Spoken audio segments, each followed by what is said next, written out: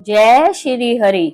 आप सभी को श्रावण पूर्णिमा की ढेरों शुभकामनाएं। आज की इस वीडियो में हम श्रवण करेंगे श्री सत्यनारायण व्रत की संपूर्ण कथा। तो चलिए मन को निर्मल कर और चित्त को शांत कर शुरू करते हैं। प्रथम अध्याय।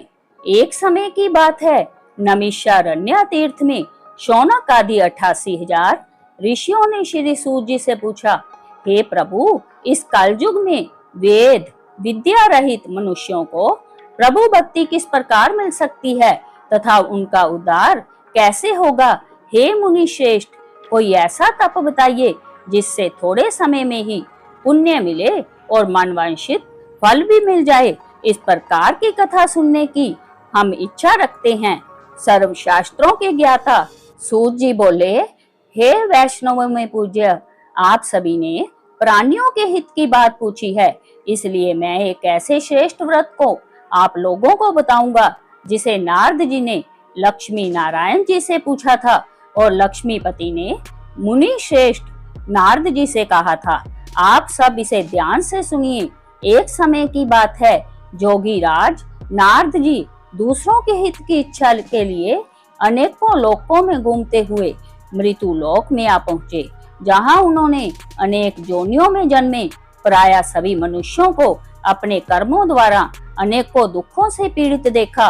उनका दुख देख नारद जी सोचने लगे कि कैसा जतन किया जाए जिसके करने से निश्चित रूप से मानव के दुखों का अंत हो जाए। इसी विचार पर मनन करते हुए वह विष्णु लोक में गए। वहां वह देवों के ईश नारायण की स्तुति करने लगे, जिनके हाथों में शंख चक्कर गदा और पद्म थे, गले में वरमाला पहने हुए थे। स्तुति करते हुए नारद जी बोले, हे भगवान, आप अत्यंत शक्ति से संपन्न है, मन तथा वाणी भी आपको नहीं पा सकती है। आपका आदि मध्य तथा अंत नहीं है। निर्गुण स्वरूप सृष्टि के कारण भक्तों के दुख को दूर करने वाले हैं। आपको मेरा नमस्कार है। नारद जी की स्तुति सुन विष्णु भगवान बोले, हे मुनि श्रेष्ठ, आपके मन में क्या बात है? आप किस काम के लिए पधारे हैं, उसे निसंकोच कहो।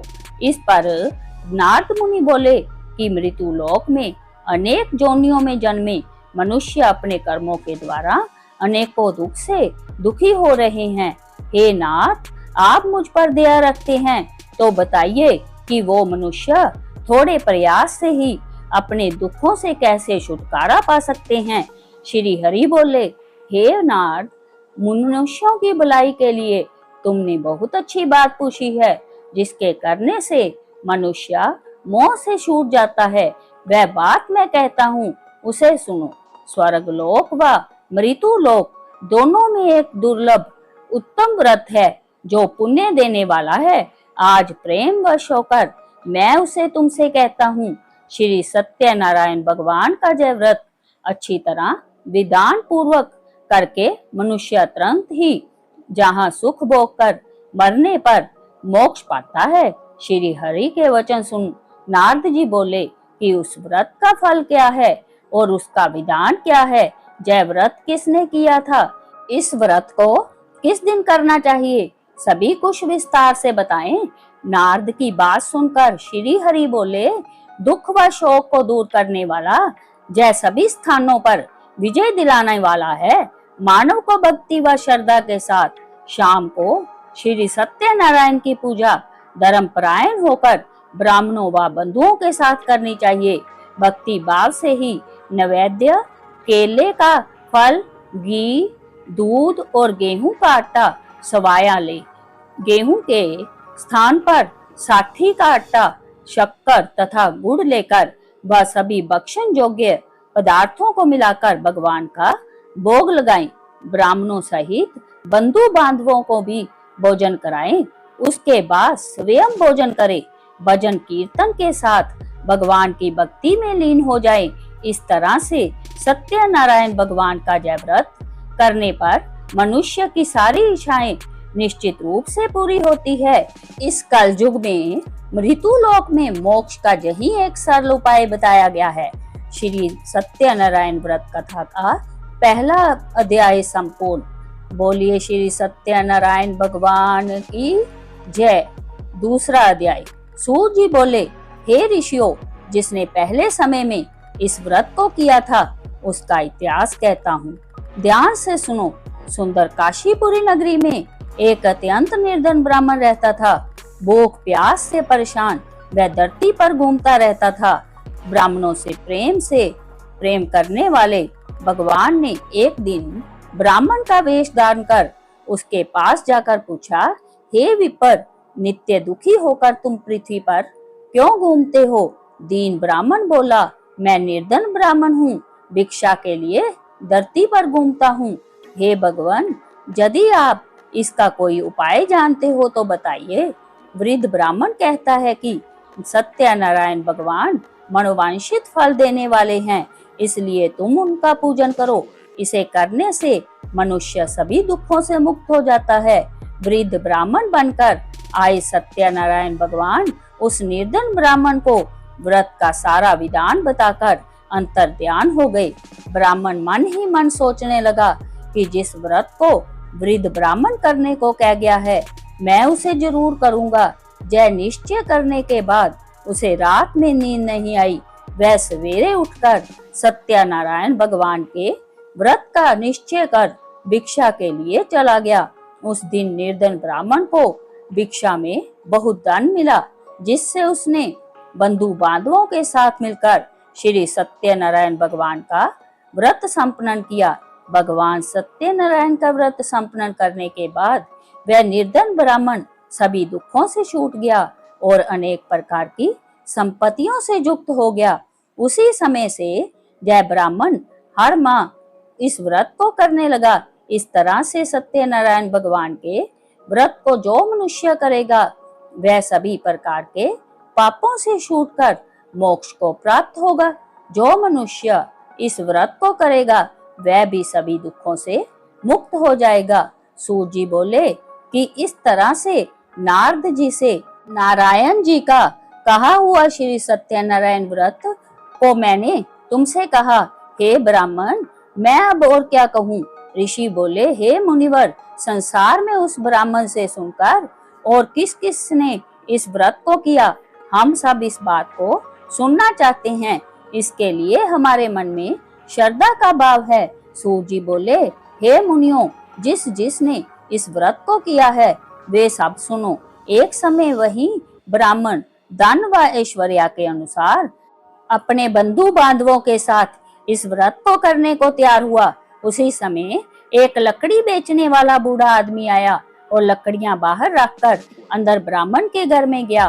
प्यास से दुखी वह लकड़हारा उनको व्रत करते देख विप्र को नमस्कार कर पूछने लगा कि आप यह क्या कर रहे हैं? तो उन्होंने बताया कि व्रत कर रहा हूँ तथा इसे करने से क्या फल मिलेगा, कृपया मुझे भी बताएं। ब्राह्मण ने कहा कि सब मनोकामनाओं को पूरा करने वाला यह सत्यनारायण भगवान का व्रत है। इनकी कृपा से ही मेरे घर में दान धान्य आदि की वृद्धि हुई है। ब्राह्मण से सत्यनारायण व्रत के बारे में जानकर लकड़हारा बहुत प्रसन्न हुआ। चरणामृत लेकर वह प्रसाद खाने के बाद वह अपने घर गया। लकड़हारे ने अपने मन में संकल्प किया कि आज लकड़ी बेचने से जो धन मिलेगा उसी से श्री सत्यनारायण भगवान का उत्तम व्रत करूंगा। मन में इस विचार को ले बूढ़ा आदमी सिर पर लकड़ियां रख उस नगर में बेचने गया जहां धनी लोग ज्यादा रहते थे। उस नगर में उसे अपनी लकड़ियों का दाम पहले से 4 गुना अधिक मिलता है। बूढ़ा प्रसन्नता के साथ दाम लेकर केले, शक्कर, घी, दूध, दही और गेहूं का आटा ले और सत्यनारायण भगवान के व्रत की अन्य सामग्रियां लेकर अपने घर गया। वहां उसने अपने बंधु बांधवों को बुलाकर विधि विधान से सत्यनारायण भगवान का पूजन और व्रत किया। इस व्रत के प्रभाव से वह बूढ़ा लकड़हारा धन, पुत्र आदि से युक्त होकर संसार के समस्त सुख भोग अंत काल में बैकुंठ धाम चला गया। श्री सत्यनारायण व्रत कथा का दूसरा अध्याय संपूर्ण। बोलिए श्री सत्यनारायण भगवान की जय। तीसरा अध्याय। सूत जी बोले, हे श्रेष्ठ मुनियों, अब आगे की कथा कहता हूँ। पहले समय में उल्कामुख नाम का एक बुद्धिमान राजा था। वह सत्य वक्ता और जितेंद्रिय था। प्रतिदिन देव स्थानों पर जाता और निर्धनों को दान देकर उनके कष्ट दूर करता था। उनकी पत्नी कमल के समान मुख वाली तथा सती साध्वी थी। भद्रशिला नदी के तट पर उन दोनों ने श्री सत्यनारायण भगवान का व्रत किया। उसी समय साधु नाम का एक वैश्य आया। उसके पास व्यापार करने के लिए बहुत सा धन भी था। राजा को व्रत करते देखकर वह विनय के साथ पूछने लगा, हे राजन, भक्ति भाव से पूर्ण होकर आप यह क्या कर रहे हैं? मैं सुनने की इच्छा रखता हूँ, तो आप मुझे बताए। राजा बोला, हे साधु, अपने बंधु बांधवों के साथ उत्तरादि की प्राप्ति के लिए एक महाशक्तिमान श्री सत्यनारायण भगवान का व्रत व पूजन कर रहा हूँ। राजा के वचन सुन साधु आदर से बोला, हे राजन, मुझे इस व्रत का सारा विधान कहिए। आपके कथन अनुसार मैं भी इस व्रत को करूंगा। मेरी भी संतान नहीं है और इस व्रत को करने से निश्चित रूप से मुझे संतान की प्राप्ति होगी। राजा से व्रत का सारा विधान सुन व्यापार से निवृत्त हो वह अपने घर गया। साधु वैश्य ने अपनी पत्नी को संतान देने वाले इस व्रत का वर्णन कर सुनाया और कहा कि जब मेरी संतान होगी तब मैं इस व्रत को करूंगा। साधु ने इस तरह के वचन अपनी पत्नी लीलावती से कहे।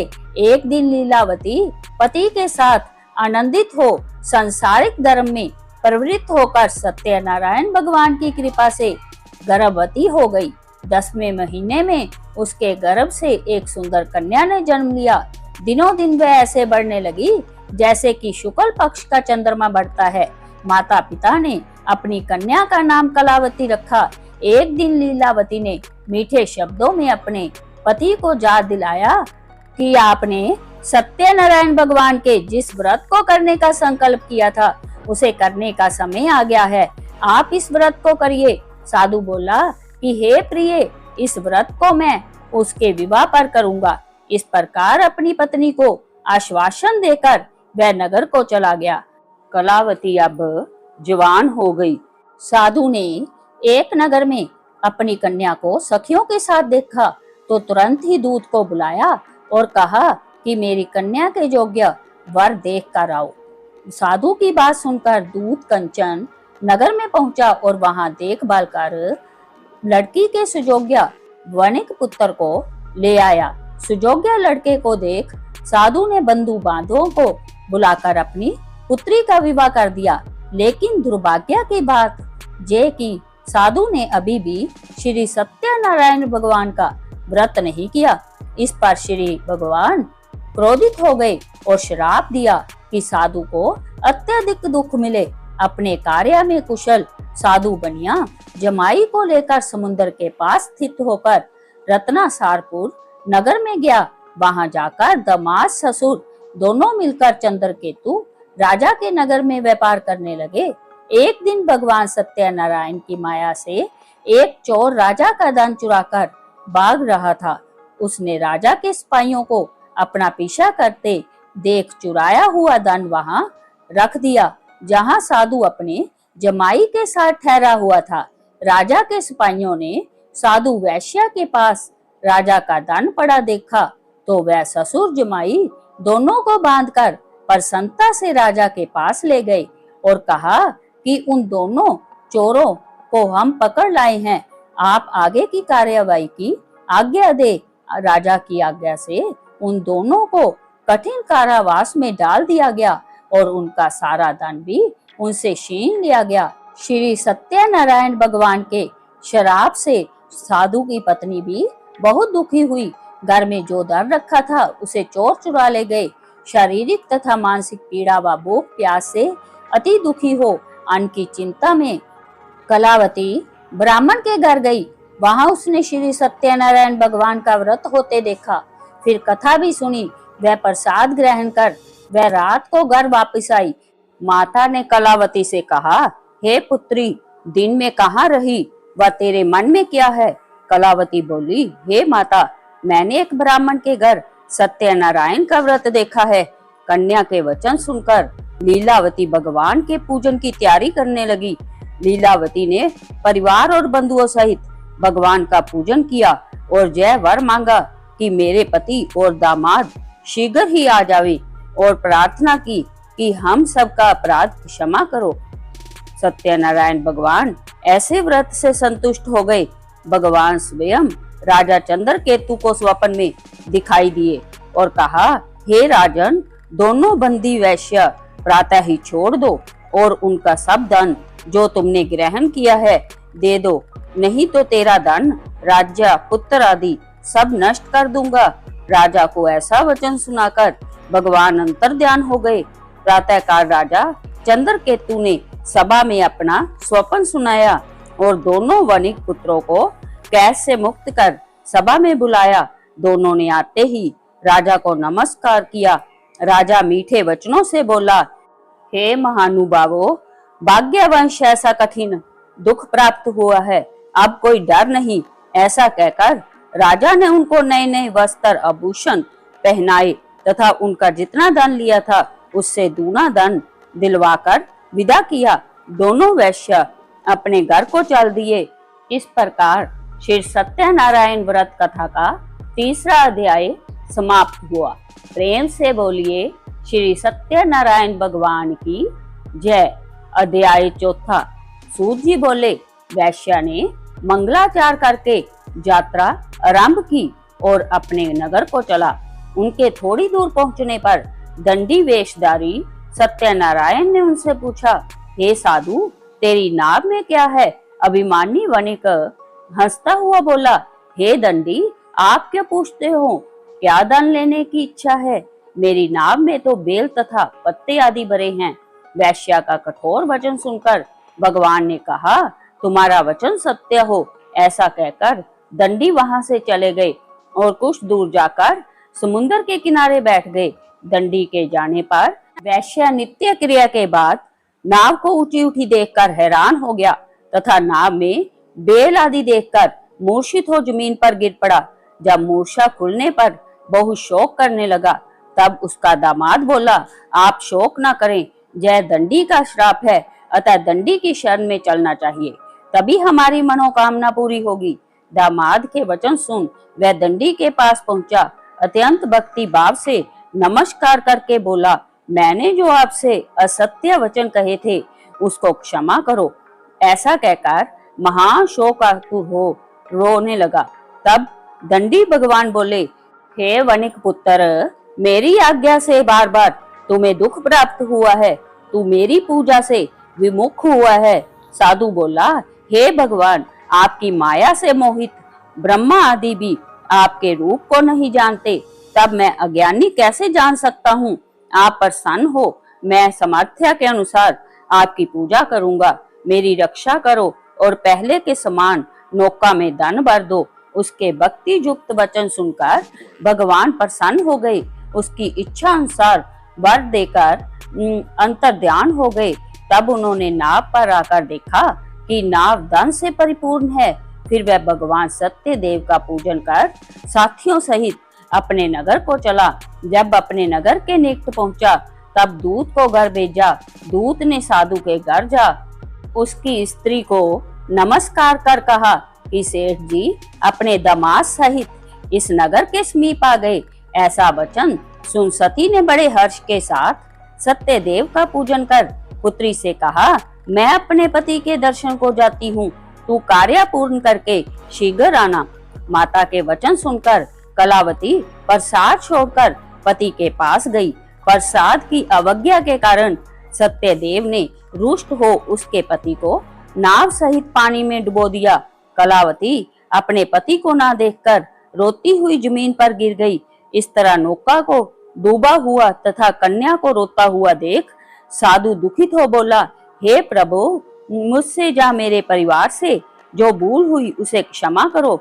उसके दीन वचन सुनकर सत्यदेव प्रसन्न हो गए और आकाशवाणी हुई, हे साधु, तेरी कन्या मेरे प्रसाद को छोड़कर आई है, इसलिए इसका पति अदृश्य हुआ है। यदि वह घर जाकर प्रसाद खाकर लौटे तो इसे पति अवश्य मिलेगा। आकाशवाणी से ऐसा सुनकर कलावती ने घर पहुंचकर प्रसाद खाया। फिर उसने आकर अपने पति के दर्शन किए। तब वैश्य परिवार के सब लोग प्रसन्न हुए। फिर साधु ने बांधवों सहित सत्यदेव का विधि पूर्वक पूजन किया। उस दिन से हर पूर्णिमा व संक्रांति को सत्यनारायण का पूजन करने लगा। व्रत के प्रभाव से आजू पर्यंत इस लोक का सुख भोग कर अंत में वह स्वर्ग को चला गया। इस तरह सत्यनारायण व्रत कथा का चौथा अध्याय समाप्त हुआ। प्रेम से बोलिए श्री सत्यनारायण भगवान की जय। पांचवा अध्याय। सूत जी बोले, हे ऋषियों, मैं और भी कथा कहता हूँ, सुनो।